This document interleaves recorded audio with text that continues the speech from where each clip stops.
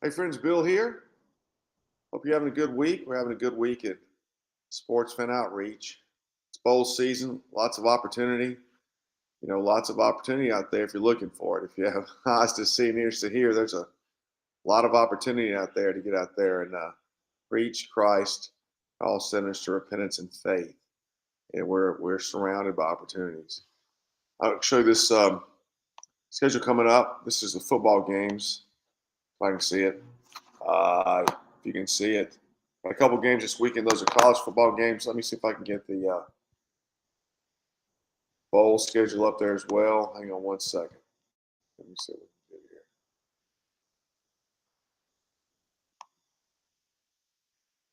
Oh man, I get the bowl schedule up there somehow. Yeah, this week, well, tomorrow. Let's see. Today, Rod Grubb's preaching at the Potato Bowl in Idaho. Tomorrow, David Roberts at the New Orleans Bowl, and in New Orleans, I'll be Friday at the Gasparilla Bowl in Tampa. As soon as someone makes a comment here, I'm going to put this link up here and show you the rest of the bowl season. And then we've got the exciting college football championship. Listen, anybody out there that wants to meet us in Los Angeles, I'm going to get this banner up, pull the flyer up at least, real quick. I want to encourage you to come out there. We were out there last year for the Super Bowl, and to that end, we learned where to preach and teach in the city. And one second. There it is. And so we've got a good idea. There's really 4 or 5 good spots. I think, Mark, we can talk about this a little bit, but 5, 6 good spots there. Venice Beach, Santa Monica Pier, Hollywood, downtown, the stadium, and then even down on, I can't think of the Huntington Beach and down there by Disney. That's a lot of good place to go. So it's a good opportunity. January 6 to 9, come join us. It's going to be a lot of fun. We're willing about 10 of us. I think there's 7 of us going right this minute. So room in the Airbnb house for more. So let me know if you can come join us. And then the Super Bowl, February 9 to 12 in Phoenix. Looking forward to that. So we've been to Phoenix, really, I'll tell a story real quick. In 2008. So let's see, I've been to 22 Super Bowls, and I've been going, this has been in my 7th or 8th Super Bowl. And on this particular Super Bowl, what I'm trying to say here is this really led up to the way things are, way it's organized now. But in this particular year, it was the year before we organized it like it is now in Tampa. So 2008, what I did was I took Keith and Danny and Alex. There were 4 of us from Atlanta, and we flew out to Phoenix for the Super Bowl. And we stayed in this guy's house, Harrison Andrews. And so what happened there was a couple of things. One, Danny Bugs, he was from Atlanta. He's a former NFL player. He played for the Giants and the Redskins in the 70s. And he worked with FCA. He was a really good Bible teacher. And so Danny would teach us in the morning. And then Harrison, man, he was a legit 5-star chef. And he created his whole house. It wasn't a big house, but his attitude, the way he did things. So that means whether we were getting in the car. So let's see how many of us. There were 4 of us from Atlanta, Harrison and Rick Skeens, 6 of us, maybe 7. We've been going places. So I remember the first day we got out there. I guess it was Thursday. Harrison had prepared a cooler. We all rode down together, and in the back of the cooler, Harrison had spread and chips and drinks, the whole thing. I mean, he really created this hospitality that I'd never quite seen before. And so, and then when we would come back at night, I mean, man, he would really have unbelievable meals for us. And so what Harrison did was he created fellowship, the whole backdrop to fellowship. And what Danny did is he created the backdrop to teaching. And then we had, the Super Bowl out there. It was when the Patriots were undefeated. Man, there were people in Scottsdale and downtown. Man, it was an unbelievable time. And so we had a wonderful time together. Met other guys out there. So really, that was the year that the whole system was kind of laid down initially. And I'll tell you this. I'll tell you a couple of stories and get Mark on here in a second. But one was that on Monday, so the game's over on Sunday, and I'm sitting in Harrison's den on Monday. And honestly, man, I began to weep. And what happened was, it was the absence of all that incredible fellowship. It just hit me, and I was completely just sort of I mean, I guess completely just taken aback. I'd never ever had that experience before. All my times in church life and stuff, I never really experienced a fellowship like that. 6 of us in the house together, 4 days together, eating meals and teaching all that. Man, it was a really unbelievable time. So once that happened, and we got back, we were moving on to Tampa, and man, it was a wonderful time. I'll tell you a funny story about Danny. This is kind of interesting, and then I promise I'll bring on Mark here. Is that so man, back then I was just really locked in with just the preaching and everything. I really wasn't paying attention to the game at all, like I've done now lately, or in the last 5 or so years. But anyway, so the Patriots are playing the Giants, and Danny. I mean, for me, if I sit here today and say Danny Bugs played for the New York Giants, it sounds kind of like a distant reality, but he knew the Maras, the owners of the team.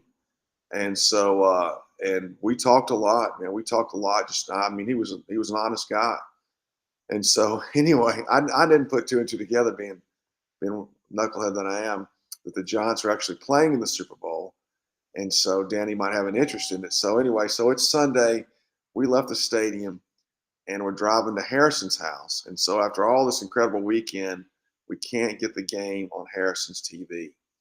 And so Danny and me and this other brother Keith, we went down to a local pizza parlor, and so Danny could watch the game on this really small TV in the corner of this pizza place. And the Giants won. It didn't matter to me, but he was excited about it. So in the midst of all that ministry for 4 days, there's this really special moment for Danny Buck. So it was a great time. So we're heading back. We went once since then, and that was in 2012, and we had a great time there as well. And so we'll talk about that a little bit as we get Mark on here. Mark, how you doing? Great, great. How are you, Bill? Good, good, good. So yeah, we're going to Good. talk Merry about Christmas. same too. Now, where's your cup? I got to see that cup, the magic cup. Yo ho ho. Merry Christmas. Yeah, that's pretty funny. Do you sell cups with your name on it? You should. Oh, yo, ho, Now we're Santa and I are still in. We're still in infringement rights. Court trying to that's. figure this thing out. I don't blame you. I don't blame you. That's Santa, man. He's a hustler. That's for sure. Yeah. My daughter said, anyway, forever. My daughter said, "Hey, that like this is, or I don't know if it's earlier this year, or last year. Hey, that Santa looks different than the other Santa." Santa, man, I tell you what, he's anyway. Well, cool. Well, good to see you. It's good to be on again. Sugar Valley, sweetest place in Georgia. Well, it's good, it's sweet. I tell you. Yeah, we're things are good here. So it's probably not as pleasant where you are in Florida there, but we're making it. So plus, you go to Sugar Valley Baptist Church. That must be the sweetest Baptist church, sweetest people, and of all the Baptist churches. Is that right? Don't you? Yeah. Yep. Cool. Let's talk about the Super Bowl a little bit. Let's do it. Let's let me tell the story, and then we'll talk about the Super Bowl. And in 2012, we were there for 2012 for the last time. I guess, like I was saying before, this will be the third time I've been there for the Super Bowl. But Phoenix is a tough city for finding a place to stay, and so it's a really tough city. So last time we were there, this guy mentioned, Rick. Rick had a pastor friend, Michael Salmon, and what happened was, I mean, honestly, Mark, we had no place to stay. We couldn't. There's just nothing out there. Back then, we didn't have the cots. We hadn't found the cots yet. So, what Bishop Salmon had, he had the church we could use, and the church, the sanctuary was it held 200 or 300 people, but he had a couple of wings on it. And then he also had this big house, this kind of compound. He's an interesting character. And so what we had to patchwork this thing together. So I came up with a bright idea at the 11th hour. And this is one reason why we try to do things a little bit differently now. But to get RVs, I think you'll like this idea. And to get RVs, since we had the church property, and roll them up on the church property and let guys stay there. So some guys could stay in the RVs and stay over at Pastor Salmon's house.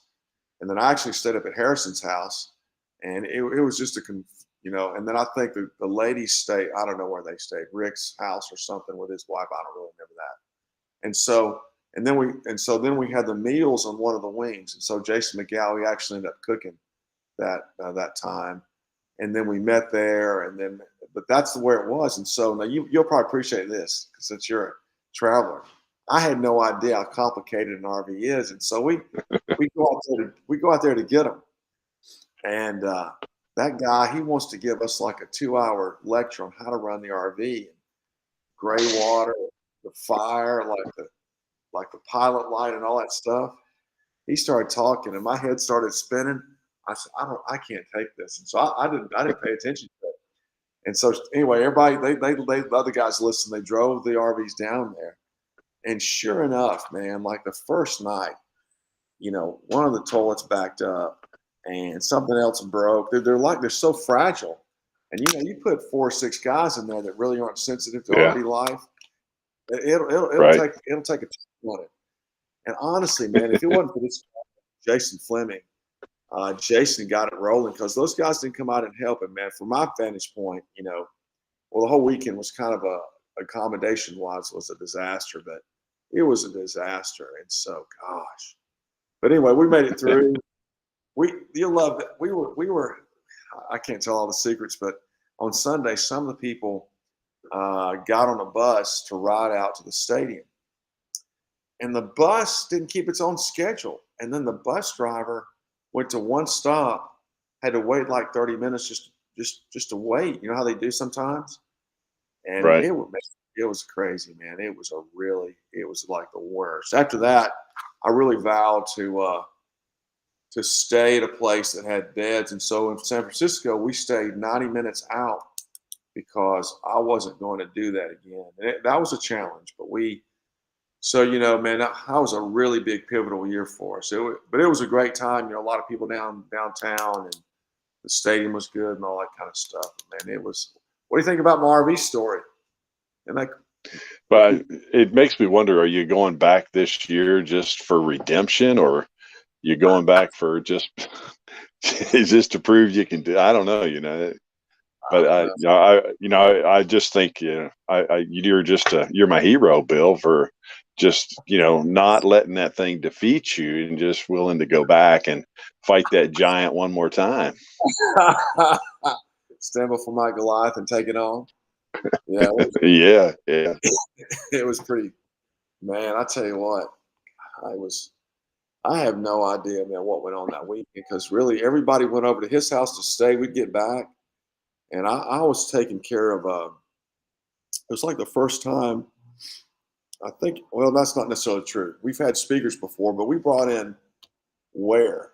What's Ware's first name? He's a famous Southern Baptist theologian. And Rick Light, who runs REF. So Rick's an easygoing guy, but Dr. Ware he was used to being on the speaker circuit. He was not used to, he wasn't used to coming to speak in the Super Bowl. It was a wake-up call there, man. Bruce Ware. You know that name? I've heard the name, yeah. He did a good job, but man, it was like, wow. Oh man, it was. Anyway, we're going back this time a little more. That's why, man, after something like that, you really, especially the RV thing, I was just really taken aback by how complicated it was to run, and also just I think, man, they thought they must have thought we knew what we were doing, but I don't know if anybody had ever stayed in one before. They could drive it okay, and then we drove them out there on Monday after the game. I was petrified, that somebody was going to hit something. It was crazy. RVs, is that your experience? Yours? You pull yours, right? Yeah, we have a fifth wheel camper we pull. So yeah, it's a little uptight, but anytime you got one, an RV, you just about have to be a mechanic to own one. So especially if you're going to own it. Yeah. So there's always something to work on. Yeah, there was this, I don't know what it was, a bar across the street. It was a really small street, and the guy, hey man, it was, the guys were going over there at night, not to drink, but like to talk to people and stuff.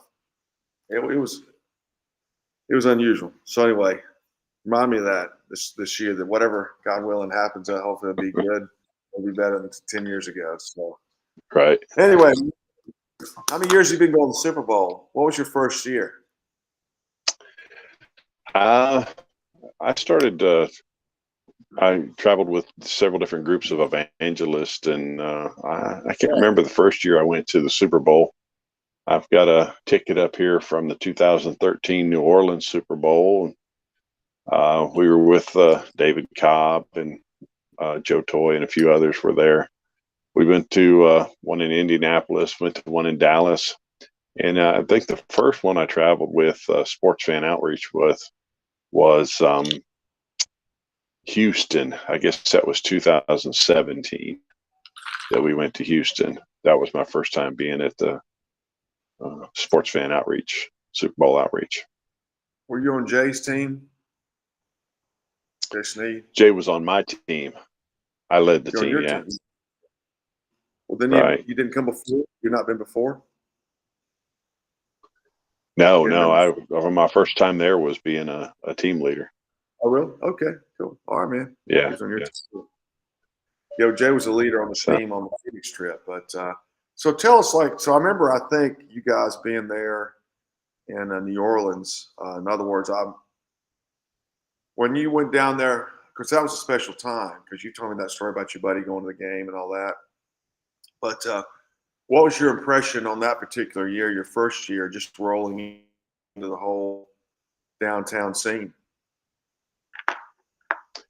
Well, we'd done outreach in. I've been going to the Mardi Gras outreach in New Orleans since Katrina, and so there's some familiarity with the city. But that was kind of the first time I had experience with being in that crowd that's moving to the stadium.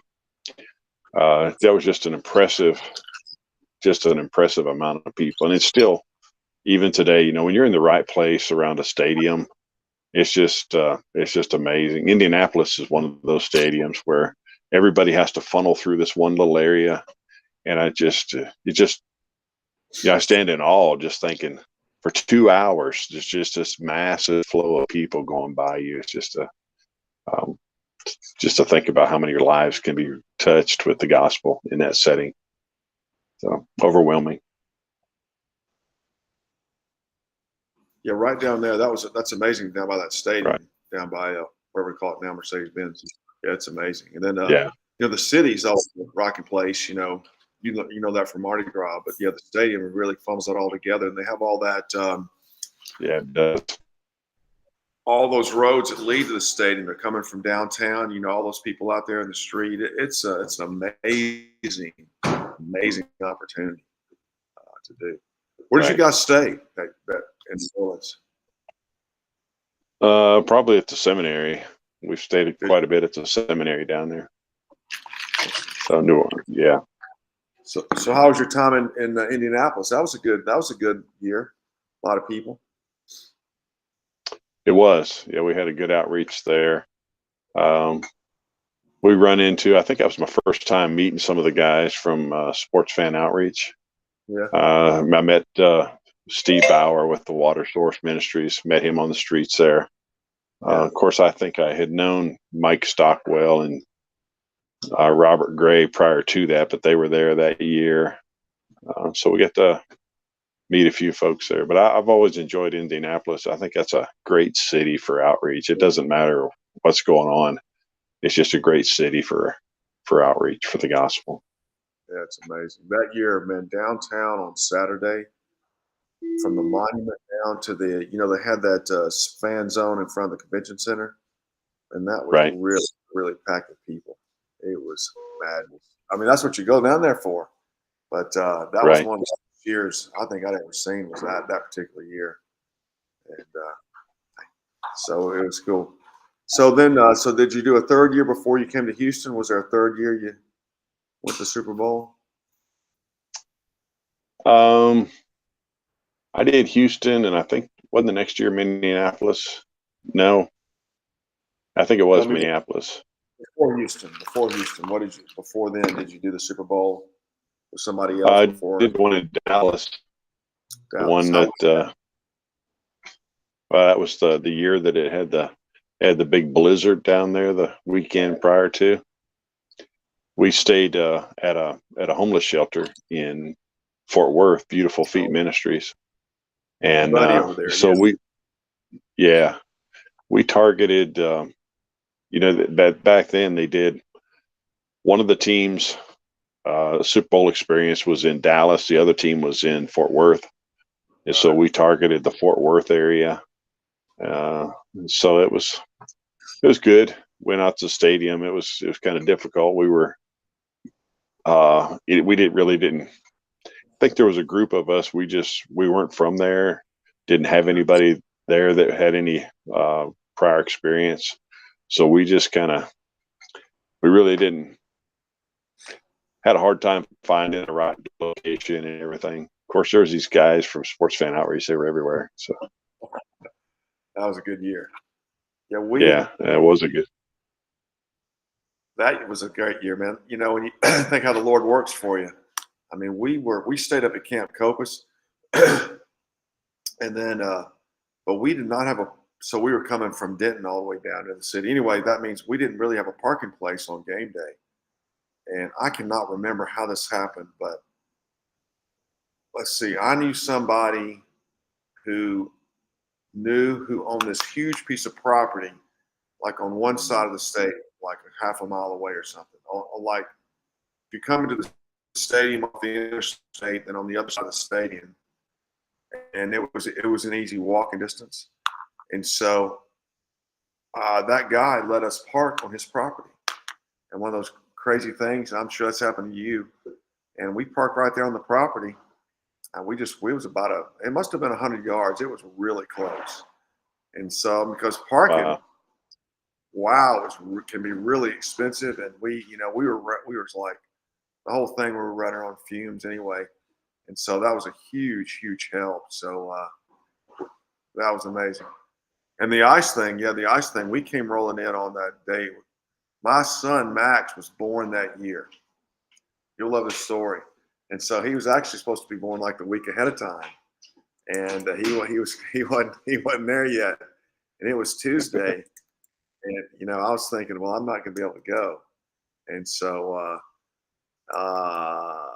but he came, and he came, and I got to leave. But anyway, so he was born, I think February the 1st. Anyway, me and this other guy and his son Joe Hale and his son Hamilton, we drove in there into town, and it was icing. It was really icing.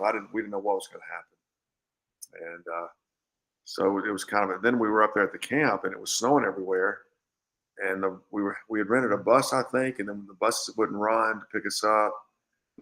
There's always been something seemingly to really stress you out here. Anyway, Right. so what when you came to Houston, what did you see that might have been different than what you'd experienced before? How would you comment on, being at the Super Bowl outreach?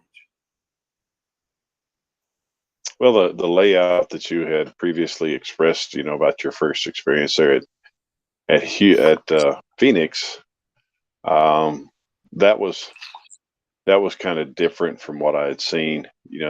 All the teaching time and the organized prayer time, and the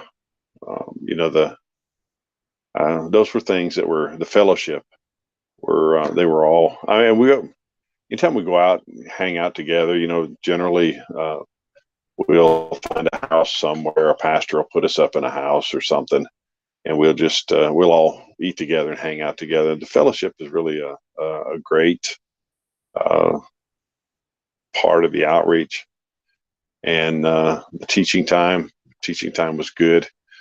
Um, all of that stuff kind of worked together to help build the relationships with the guys.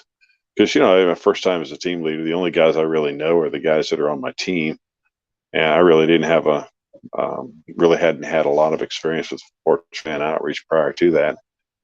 So it really helped me to build relationships. And I've said it for years, that ministry is all about relationships. And, your ministry is either going to grow or it's going to fall on your relationships, whether you have them or not. And so that was a big issue for me and a big plus. So. Cool.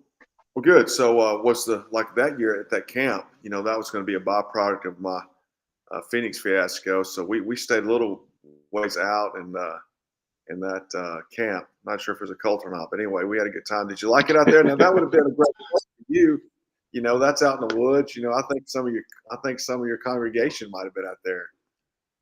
Well, yeah. I mean, when I'd wake up in the middle of the night, I'd stick a knife in my teeth, and walk around, see if I could find some wild game. That's funny. Well, that worked out good. I tell you what, that was another. I tell you what, if it could be anxiety producing, the Super Bowl is that year. I'd gotten everybody a van. You guys to drive back and forth, right? Tommy gets the van. I can't think what happened, but they wouldn't give him his van, and I couldn't those. Those guys at the counters are. They don't really. There's not any finesse there. And then we ended up at the last minute getting a permit for all the locations. Wow, man, that was a really tough day. Jason McGowan was helping on that deal, and gosh, that's really all those experiences. At least for me, I guess it's one thing when you roll up somewhere by yourself. You can get away with a lot. If like you and I, we could, like I said this morning, we could go to, we could go in there ourselves and have no trouble, and probably not even, we could break the AMP rules and they wouldn't care, right? But you roll in with 100 people, that's a little bit different animal. And so over the years, God's taught me to pay attention to these kind of details. And every year for a long time, there seemed to be a huge, huge lesson. So honestly, man, that's one reason we pray so much, is to really subdue all that stuff, man, because it could explode anytime. Well, cool. So back to Houston for a second, because that was a good year down at the George R. Brown Park. Now, we went together to the Final Four down there one year. Was that after the Super Bowl? I'm sorry. Remember going down to the Final Four? Was that before the Super Bowl or after? Or you and me? I didn't make the Final Four that year in Houston. So that is a good spot down there. So what was your thought? You got down there, and got in the throes of the weekend, and took the team down preaching. And did you enjoy it? Did it all go well? And was it different? You're leading, 10 or 20 guys out there and those kind of things. Just talk about that a little bit. Well, I mean, it was different. I had prior experience in organizing evangelistic outreaches with the North American Mission Board. I worked as a contractor for a number of years, setting up large scale outreaches for the mission board. But when you get in and you start to see all of the logistics that go into the planning and the preparation for an outreach of that scale, it's kind of an amazing thing to see. And then, like we saw in Tampa, and I think it was Miami, I don't remember, but just you see where we run up against all of these difficulties, and just how prayer really makes a difference and changes all of those things. We saw it last year in Los Angeles as well. And then it gives you a greater appreciation for the ministries when you get involved with them. And when you get to see not only the pre-planning and the logistics that go into it, but just how the difficulties are handled on location. There's spiritual warfare. You're going to experience difficulties on location. It doesn't matter how much you pray or how much you prepare. You're going to have difficulties that are going to rise. And so just to see the character of the people that are involved and see how they react and respond to those things is just it's a great blessing and benefit. It's encouraging, challenging. It definitely helps to. We all got room to grow, right? So helps to mature you. Not only experiencing the difficulties yourself, but seeing how other people handle the difficulties as well. So I think there's a great benefit in leading a team and just watching how those things unfold. Good word. That was a good time. And then we went from there to Minnesota, and then to Atlanta, right, and then Miami, Tampa, and Los Angeles. So, right. Do any of those years especially stand out to you for anything unique in the Super Bowl experience? The Tampa one is one that I'll never forget. Of course, Los Angeles as well, and I've already previously mentioned about how that prayer changed things, and just watching it happen. I mean, it's easy for us to pray for something simple like, God, give me a message to preach on the street. They've got 66 books full of messages, so it's easy to say, well, God gave me this message. But when you see, an immovable mountain of COVID that has really halted and hindered the outreach, when you see government officials who are talking about shutting the thing down, and even in both of those outreaches, just the anticipation of what kind of crowd base are we going to see. And in both of those outreaches, we prayed that God would put the team in the Super Bowl that would draw the biggest crowd. And in both of those outreaches, God put the home team in the Super Bowl. And that's the first time it's ever happened in Super Bowl history. Now, you can say Tom Brady did it. You can say Stafford did it. But I'm just here to tell you God did it. We watched it happen. And so watching those kind of things really stand out. I guess the things that really stand out are the God moments, what you experience when you get on them. And when you get into an outreach that is prayed over as much as this outreach is, not only the teams are praying, the team leaders are praying, team leaders are praying with Bill, but then you've got 70 or 100 guys, and you've got somebody praying for each one of those guys when they're on the outreach, or a team of people praying for them when they're there. I mean, heaven is just saturated with prayer. And so you can't dismiss the fact that God is doing something. And you can't just say that, well, it just worked out. No, it don't just work out. God does it, Oh, yeah. Last year too, like we had no idea what was coming on game day, and Los Angeles, and it turned out to be just an outstanding day. Didn't it? Went from your perspective, went great. Yeah, right. Yeah, I saw something, a number of years ago in the book of Judges, and it says, when Moses died, and the generation that outlived Moses died, another generation rose up that knew not God, nor his mighty works. And so there's something to this whole concept of knowing God and seeing his mighty works. And so when you get into those experiences like that and you see God do something, build your faith in God, it grows your understanding of who he is and what he's capable of doing, and what he does, his will, his way, his sovereignty. It really grows you in your relationship with the Lord. And so, and that's where I want to be. I want to be a person that knows God better and deeper in my relationship. And so one of the things that's really going to connect me in that is seeing God do mighty works. I believe that. I believe that there's power in watching God do things. That's great. So, Well, he spoiled us, that's for sure. We got after Tampa and Los Angeles, the Tampa thing, especially like you said, and that worked out perfect. It was unbelievable the way it worked out. yeah.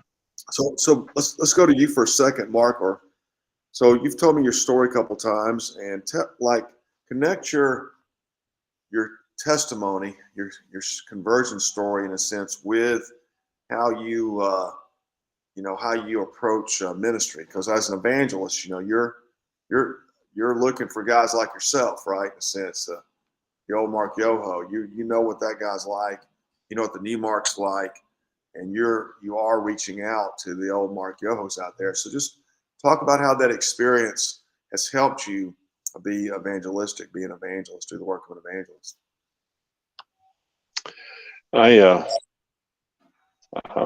My testimony, of course, it's wrote on the bio page in Sports Fan Outreach, I guess the Cliff Notes version. But I wasn't raised in church. I had no church background whatsoever, and I'd had a little bit of Catholic experience when I was young, very young. But other than that, I really had no church upbringing.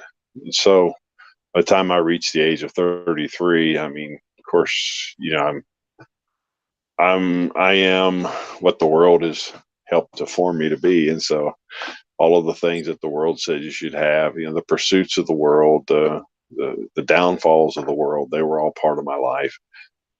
So what happens is when I got saved, 1998, I walked into a Southern Baptist church, and the old preacher stood up and said, "You must be born again." And he preached a message that Jesus preached. And that was when I go back and nail down my conversion experience, because life changed after that day. And it's just amazing to me that I find myself oftentimes gravitating towards the veteran. I'm a veteran. I'm gravitating towards the veteran, towards the down and outers, towards the people who are in addiction and various things. I always often tell people when I first got saved, nobody told me that I wasn't supposed to share Jesus. So I was so excited. I started telling people about Jesus, and God just really opened up the door of opportunity, and it became such that I had a reputation, in my church or around Christian fellowships, where anytime somebody would show up with long hair and tattoos, and they look rough, they'd say, "Where's Mark at?" And so, I've had a lot of ministry experience around people like that. One quick story: I was knocking on doors with my local church, and I went to a place. I had a name for a person, and I get there, and the person's not there. But there's a guy sitting on a picnic table on the bench on the porch. He's got a case of beer on the porch, and he's got an empty case on the ground. And he says, asked where they were, and he says, "They're not here." And he says, "What do you want?" And I said, "Well, I'm Mark, and I'm here to tell people, share Jesus with people." And this guy started cussing me, and he said he professed to be the devil, and he was rough. This guy was rough. He was a Vietnam veteran. He'd been to prison for murder several times, and but he just went on with me for about an hour. And every time he'd stop to take a breath, I'd shoot scripture at him. And after about an hour, he just looks up at me and says, "I like you." And those are the kind of experiences that I've had. And I just I guess you're right. We gravitate towards people that are like us, and so I can relate with this guy. And I spent a lot of time with him. I shared the gospel with him over and over and over. I even preached his funeral. But wow, really? Yeah, yeah. Wow. So That's amazing. What was that like? he, uh, Jack, his name was Jack, and I sympathize with him. He, Vietnam veteran. He was in the Marine Corps and stuff. So he definitely had a tough go when he came back, and as a result of that, he just with his PTSD, he murdered somebody, went to prison, and so it was a rough go. I mean, he kept rough company, but every time I'd show up, he'd say, "The preacher's here. Y'all need to Oh, yeah. calm down, or Oh, y'all yeah. need to get out of here, or whatever." And so, but we had a great relationship, but uh, I got the phone call that he died, and the family called me and asked me to preach his funeral. So, That's special. Wow. That's cool. So clearly, you're in your situation, and you said before that you immediately, was it immediately kind of, or quickly you had felt a call to preach? Is that right? uh, no, I think it was like 98. I was saved. 2002 is when I actually answered the call to preach. I was Gotcha. actually I was doing jail ministry, and I preached my first sermon in a county jail. Um, that's a kind of a story of its own, and I preached for a year in the county jail before I ever really felt, persuaded by the Spirit to answer the call, I guess you could say. All right, so yeah, take a minute and share that. So you come to the church, you must be born again. You go down the aisle. So give me a chronology from there to through your ministry stages to where we met. What was that? 2012. Because you've had some great jobs and opportunities along the way. Right. Um, well, when I come out of the Army, and I worked as a heavy equipment mechanic. I worked for grading contractors. I worked on some of the tallest buildings in Atlanta, working on tower cranes and stuff like that. Worked as a welder, as a mechanic for many years. Did uh, good money, everything. But anyway, when I got saved in '98, my wife and I were separated. We never really divorced. I never would commit. We lived together for 10 years from Gainesville, Georgia, and when we separated, I said, "Man, I'm going west." So I made it as far as Calhoun, Georgia. I made it as far as the other side of the state, and before I'd ever left, I started looking for God. I started asking questions, blaming God, then asking questions, and then of course when I got saved, I just got plugged in. I was in church every time the doors were open. Whatever they wanted to do, I did it. Started sharing the gospel, and but then I think it was about a year, maybe 8 months, something like that. I prayed for my wife every chance I got. I'd slid into the altar every time the preacher gave an invitation, and God restored our marriage. God put me and my wife back together, and it was a miraculous work of God. It put our marriage back together.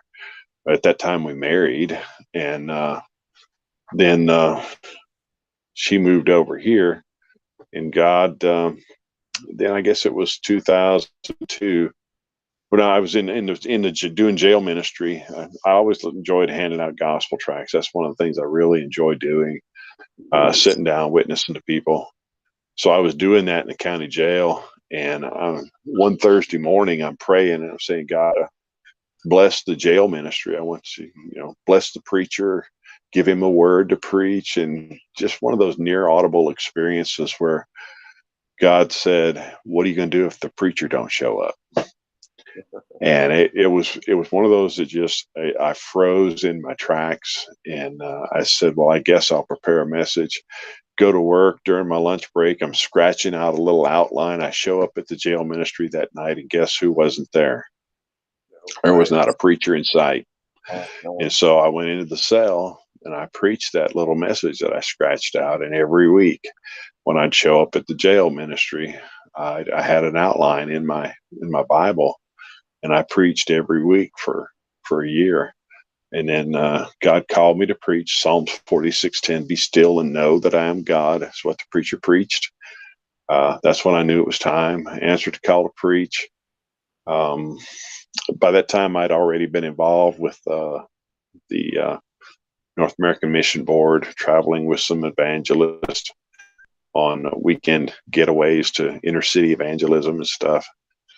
And then I began to pray about our ministry, who we were, what we needed to do, what was a name for our ministry, what kind of things. When I answered the call to preach, I answered the call to preach as a pulpit evangelist. I did a lot of, right away, as soon as I answered the call to preach, I started getting calls. My phone started ringing to preach here, preach there. So we were busy doing that, doing revivals. And then, so we started seeking understanding about our ministry. And early 2007, I began to set up my 501c3, the Fourth Watch Evangelistic Ministry. And I was preaching a revival. We got all the paperwork done and all set up. Preached a revival into November of 2007.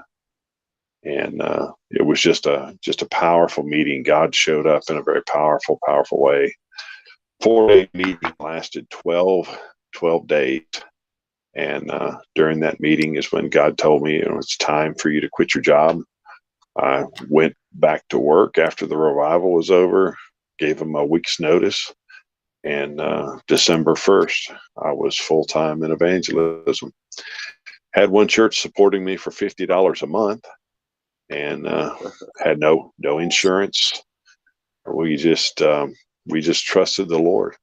We prayed and we watched God do miraculous things. Checks would show up in the mail. Just God sustained us. He gave us what we needed. And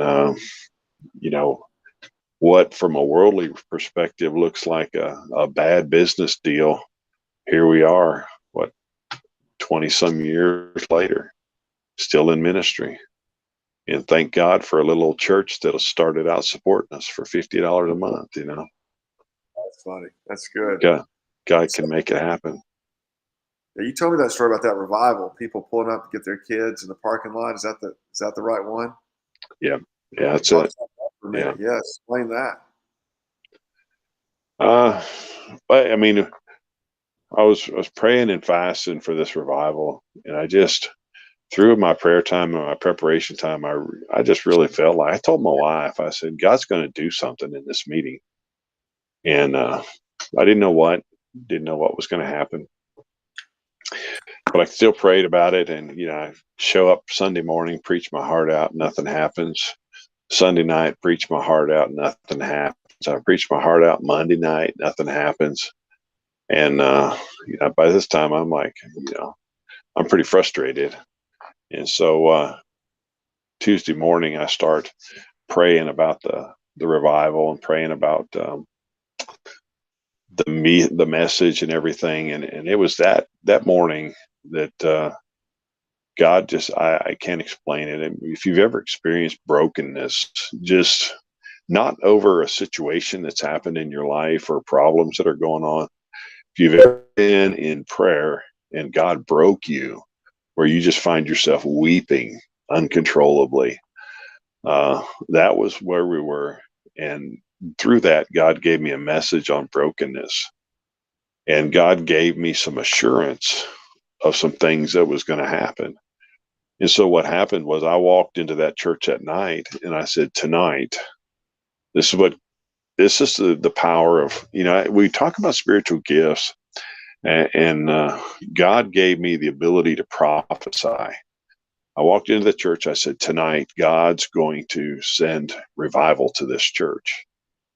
And I preached that message on brokenness. And before I ever got the invitation started, I looked down at, it was in an old schoolhouse. And so the stage was really high.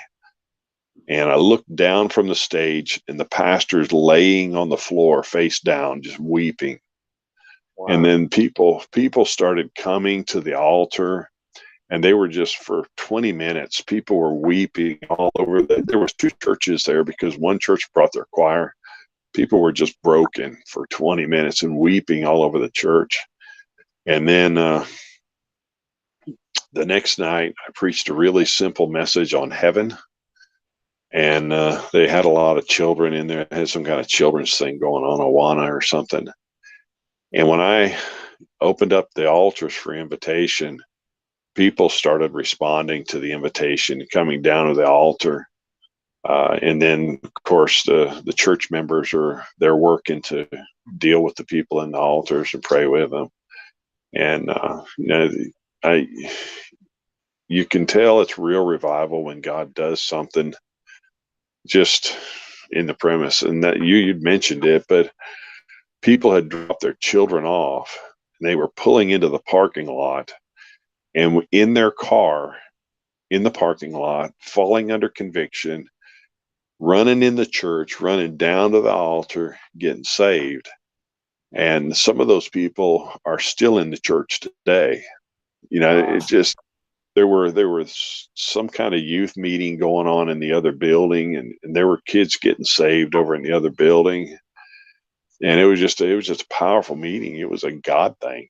And those are one of those the old landmarks, I guess the scripture calls it. This just proves that God's sovereign, he's powerful, and he's capable of doing whatever he wants to do. But it's just a matter of us getting ourselves in line with what he wants to do. So after that, when things didn't happen quite that way, what did you think? Did you say, hey, I thought we were on this fast track to every week? Well, it's I don't know. I mean, I've seen little sparks of revival. I guess I'd call that a spark of revival. I've seen it in other meetings that we were in there. But yeah, it's a kind of a letdown when it doesn't happen the next time. But like I said earlier, that I knew ahead of time God was going to do something in that meeting. I knew it. And so I think, when God's ready to do something, he's not going to keep it a secret from us. I think he lets us know ahead of time. So, and that helped me to foster more in-depth prayer life and study the scripture and preparation and stuff like that. So interesting. What talk a little bit about your work with the North American Mission Board? You and Victor, what you guys were doing, it's pretty cool, pretty impressive. The Southern Baptist Convention every year is in a different city. And one of the goals of the convention is to leave the city in a better spiritual condition than it was when they first came to the convention. And so they created something years ago called Crossover. And Crossover is it is a multifaceted outreach that occurs in the convention city. And so they bring in various ministries, and the North American Mission Board was kind of in charge of helping the local people and the Southern Baptists to be on mission. So the ministry that we worked with it started out being called Inner City Evangelism. They changed the name to Intentional Community Evangelism, but what it was is so the different ministries that come in, they target different areas of the city, and ours was to target the low-income, high-crime neighborhoods. And so we would go into some of the roughest neighborhoods in the city and share the gospel. We'd take the church members with us, and anybody who signed up to do it during the crossover, we would take them as well. And it was a very extensive campaign. It wasn't just a bunch of hot shots showing up and slinging guns in the city, but it was a very concerted effort. It was a 16-month planning process where we would go in and we began talking with the local church, the Baptist associations, and in various state conventions. We deal with them as well. And then we would identify the areas that are potential for us to work. And then we'd try to recruit churches to be involved. And so then we would go in and we start training the churches. We trained them in community evangelism. We trained them in prayer walking. We trained them in evangelism. And we trained them in follow-up. So we would go in and we would teach them. We'd get them involved. Our goal was to help them get involved in interacting with their community, with community evangelism. And then the prayer walking was going out and intentionally praying for individuals in their homes, on the street, wherever they were, and saturating that community with prayer, which, it was something that I found a very, very powerful thing. We pray for lost souls in the altars or in our quiet place in our home. But there's something more powerful about just going out on location and praying for people. And then we would teach them evangelism and we'd take them out. But when the Southern Baptist Convention would come, we would spend a week on the streets, oftentimes in neighborhoods where, well, not oftentimes, but all the time, we were in some of the bloodiest neighborhoods, just sharing the gospel all day long. And it was just it was an amazing, amazing thing. One of the things that we saw that was really impressive to me is, when you go into an area, sometimes people are hard towards the gospel. They're not receptive, but our goal was to hand out gospel tracts. We give out gospel tracts, And by the end of the week, some of the people that didn't have time to talk to us or had no interest in talking to us, all of a sudden they're talking to us. And, I can't really say what changed their mind, but I really attribute it to the fact that God is doing something through the gospel tract to, of course, the prayers to prepare them to hear a gospel presentation from a witness. But that went on for a number of years. We would do not only a convention, but we do some 3-day things in other cities. And so I've traveled all over the states, sharing the gospel in some of the bloodiest streets of America.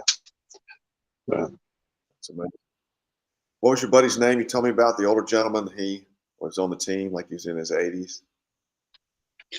Hiram Akery. Yeah, Hiram was yeah. And that was another thing too. The ICE team, that's what we called it. That was the acronym we used. The ICE team consisted of a number of guys who were very experienced, very mature believers, guys who really knew their stuff as far as street evangelism goes. And then, there were guys on all different levels of their spiritual walk and their witness. And so when you come in, you would connect with some of these guys. And Hiram Akery was one of them. Walt DeYager was another. But Hiram was a retired Secret Service agent.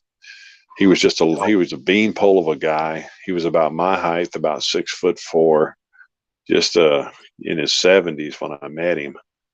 But he was an amazing guy. He'd go into those neighborhoods and you see somebody riding down the street and he'd holler out, "Hey, you, come here." Like, Hiram, shut up. You're going to get us killed, man. And they'd come, and he'd share the gospel with them. It's just amazing to watch. He just commanded authority and people would listen to him. But he was a mentor to me. I learned a lot from Hiram, learned a lot from Walt, Victor. A lot of those guys really invested into my life and helped to make me who I am. That's pretty cool. So, wow, because you'd been to Los Angeles before, right? Right. Yeah. Yeah. That's pretty cool. Worked with the church in Inglewood.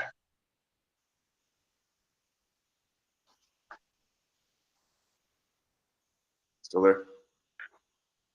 Yeah. Okay. Oh, well, I could ask you 1,000 questions. Just a couple more, and then we'll sort of try to wind this down a little bit. So obviously, there's a difference between pulpit, evangelistic preaching, ICE teamwork. Where do you? What's the continuity? We know the gospel is a continuity there, but what else is the continuity in your life as an evangelist that connects those two worlds together? I think we talk about the continuity. I guess the question arises, what's the will of God for you? And when I first answered the call to preach as an evangelist, it took me a long time because I had a lot of pressure to pastor churches, and so it took a while for me to nail down exactly the fact that that God called me to preach as an evangelist. And then I had this narrow-minded view of what an evangelist was. I thought an evangelist is a guy who only preaches revivals. And then I get into the field of evangelism and I find out how broad it really is. And so then I start, okay, God, where do you want me to go from here? And so I've always had the mindset that, finding the will of God is like driving an old pickup truck without power steering. If it ain't moving, you can't steer it. But once it starts rolling, you can steer it. And so I've never closed the door on the will of God for my life, saying, "Oh, that's not God's will for my life." I've often tried to say, well, let me try this. Let me see if this is where I need to be. And so I've experimented with a lot of things, being involved in a lot of different ministries and outreach opportunities. And so the continuity is, that if you're willing to get involved in various ministries, just to find out if God's really working in that area for you, I think you'll broaden your horizons, and you'll find yourself. My pulpit ministry is enhanced by the street ministry. I get illustrations from the street. I get experience from the street, and then on the other side, my street ministry is enhanced by my pulpit ministry because I got the depth of theology and the study that goes into preparing for messages. So they go hand in hand, one for me, one with another. And so I guess my point is to anyone that might be listening, just be open to what God's doing. And yes, you need convictions, but don't be closed-minded about the will of God, because you don't. Oftentimes, you don't know it like you think you do. Well, we've talked about this a lot, and formally, like in the teachings the last year, this year, and then just between you and me. But the work of the evangelist is not the form; it's the preparation, in a sense, right? And that's what you talked about. You have to be about the Word of God in prayer. That's the work of the evangelist. Well, that's all the work of all ministers, but that's where the work is. That's the calling right there, and how you deliver that message. On one hand, doesn't really matter, but we might be well suited for different venues. But yeah, what we're captured by at first is the form instead of the substance, and you have to get the substance down to enter into the form. So because anyway, it's interesting. That's good. That's good. That's a very helpful thing to say. Very helpful. Any other things that you would like a word of just word of wisdom about men seeking the Lord and ministry and so forth? What would you tell them? Anything else?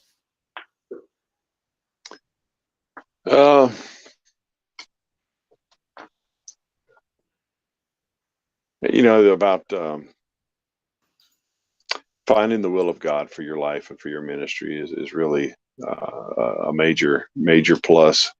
And I like what I'm doing in ministry, but I'm not satisfied. Let's just say I don't have it concretely nailed down that this is exactly where I need to be. God may change my direction any minute. I don't really know how that's going to work out. I found myself, not only doing those kind of things, but here recently in the past couple of years, I found myself doing a lot of writing. I'm writing a lot of gospel tracts, writing writing a lesson for a Bible college right now. I wrote a thesis on the cross. So there's just uh, find the will of God, but yet be open to where God is leading you and what you need to do in pursuit of that. I think in ministry that we're involved in today, I think it's important for us to know the will of God. Can't stress it enough. Walking in the Spirit, I guess that's the biggest thing. Living according to the Spirit of God. That's the whole Romans chapter 8 thing. Yeah, that's your thing. Well, cool. So let's a couple things about this year's Super Bowl, and we'll be done. So, talk about this year. What's your thought about it this year? Going to Phoenix and the team and the message, the theme, those things. Just chat about that a little bit. Well, I'm excited about being involved in the Super Bowl outreach at Phoenix. God's team, and I hate to call it my team, but God's team is just we got a great team this year. Excited about being a part of it. After being in Phoenix, the team leader retreat is really a major plus for me. It helps me to see the city and the layout of the city, the potential thereof. Of course, when we were there, there was just a mild 107, I think, is what we hit. But temperatures are expected to be probably in the lower 70s, mid 70s, something like that. But even so, at 107 degrees, the number of people who were on the street, the light rail system, and I did that one video where I stood on one corner and I pointed out the Arizona Diamondbacks, the Phoenix Suns, and then the convention center. You can see them all right from that one corner, and then the light rail runs right straight through it. That's exciting to see. The stadium, I see great potential at the stadium. Yeah, we're excited about being involved there. So I think it's going to be a great Super Bowl outreach, and I would encourage anybody to be involved in it, to hanging around waiting. Now's the time. Get involved. Cool. Anything else to share? Anything else to share? Oh yeah, we you had asked me to share about how we got to up till the time that you and I met, and I left it off at the point where I was an evangelist called to God, where we'd launched into full-time evangelistic ministry. As 2007, traveled to Charlotte, North Carolina in 2012. Obama gave his second acceptance speech there in Charlotte, Democratic convention, and I was witnessing with one of my ICE team brothers, Daryl Davis, and we worked with the Baptist Association there in Charlotte. And prior to that, Robert Gray had told me about sports fan outreach and this guy named Bill Adams. But anyway, I rode the megabus up there, and I got off the megabus in Atlanta, and I looked down, and there's a piece of luggage with the name Bill Adams on the top on the tag. I look up, and there's a guy with an Indiana Jones hat on, standing there holding the luggage. I said, "Are you Bill?" He said, "I am." Yeah. And so that's how we met. And so that's just another example of, if you're involved in ministry, if you're just out doing stuff, God's going to give you the relationships. He's going to build those things. And I think you invited me down to a Georgia Tech game. We preached at a Tech game, and the rest is history. So be glad to be a part of it. So, my advice is, be open to the ministries God would have you to do, be open to the outreaches that God would have you to do. We shouldn't be a people that say, I can't do that, or I don't want to do that. We should be open to say, what does God want us to do? I think that's an important part. Yeah, we've got some good times. and all that stuff. That's amazing. That was a good time. That's amazing. We're on the same bus for many reasons. If someone wants to contact you, Yeah. what's the best way? Email or phone, or both? A phone. Yeah. Nice. Email. Yeah. My email. I do. I guess I'm on Facebook. I'm not a big social media guy. So I'm pretty old school. I like telephone contact. So I'm with you. Fourth Watch Ministry at Gmail. Fourth Watch Ministry is singular. Fourth Watch Ministry at gmail.com. The number 678. 986 5501. Fantastic. All right, Mark, what a treat. We can talk all day. That was good. Good job as usual. We talked about your congregation, your church plant there. Maybe next time. Don't want to get it all out there today. So, listen, man, praise the Lord. Yeah. That was a great day that we got to meet there on the mega bus coming back. And did we see each other during that weekend? I mean, there was a lot of people downtown Charlotte. Did we see each Yes, other? there was. I don't know that we did or not. But there was a lot of people. A lot of people. That was really a great opportunity right there. And because those people, they were everywhere. Charlotte's a good city.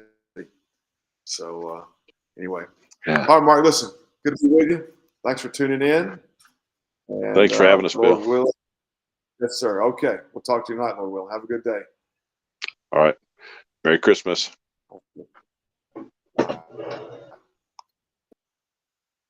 Yeah, Mark, give me a ring, send an email if you need some wisdom on following the calling there. It can be it's not necessarily complicated. You just have to figure out how God calls you, speaks to you in a sense, and so forth. That takes a little time, and so talking to people that are there, been through that, understand that is, I think, very helpful. And Mark is one of those guys, so I would email him or call him and touch base with him on those matters. Like I said, I think if you've never done a lot of ministry work, then it looks like a pretty narrow field of opportunity, but that's not the case, as Mark was saying. And so he him particularly has not only done work like we do at Sports Fan, but the ICE team, the North American Mission Board. That's another level in a sense. Working with that extensive organization within the Southern Baptist Convention, and then doing the ICE team work and interacting with churches. That whole process they get engaged with, and mobilizing churches, and that's another world. That's for sure. He has a lot of experience there, in addition to the pulpit preaching and he didn't talk about going to football games, passing out tracts. So really, in this case, it's really anything goes, and so that's another part of this whole calling is you just really if you get hung up on a form. If you get hung up on it, that can be a real stumbling block. If God has one form for you, that's another matter. But the goal, like we said, is to know the word and preach it. That's our work, and that's where we dedicate ourselves. And then wherever the Lord leads us, then we just do what we've sort of been trained, led, and called and prepared to do.